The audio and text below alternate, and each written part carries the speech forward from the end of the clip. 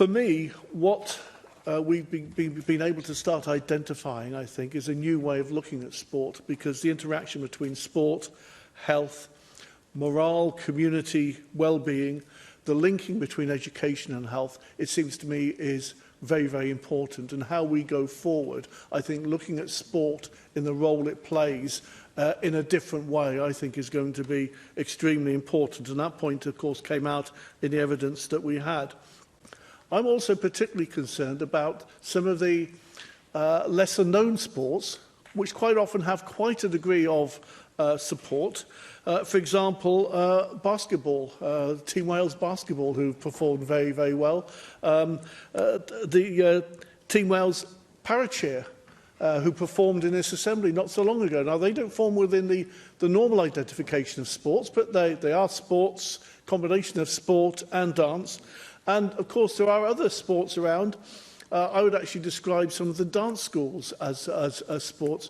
In my constituency, we have Dance Crazy, which has 600 pupils that's produced UK champions amongst young people. It is an absolutely incredible and fantastic performing body, but of course they are still within the same position as, for example, gymnasiums and others are, unable to perform, even though there are so many young people, children, who during this summer, I think, would relish the opportunity now to be able to engage in activity.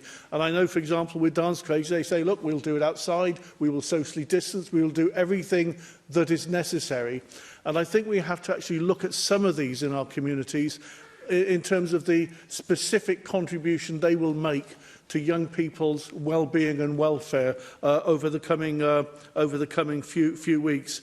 There is the challenge now of our leisure centres, which we know do have real challenges, impact on local authorities in terms of the lost income, but also in terms of the fitness, because many of our leisure centres are predominantly based in our working class communities. The proportion of people who use them rather than private gymnasiums and so on are very much from our working class communities. So actually support for councils who have lost that income, and even when these leisure centres start running again, will be on reduced numbers.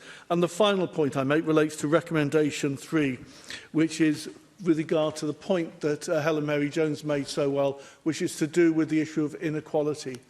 It is the working class communities that are going to be hardest hit. The most deprived communities are going to be hardest hit culturally, in terms of activity, in terms of health, and in terms of access. And it seems to me what would be a very attractive option would be if Welsh Government did a very specific equality assessment in terms of sport and the impact on our communities for when it comes to actually prioritising those very resources that we have available to us. Thank you. Thank you.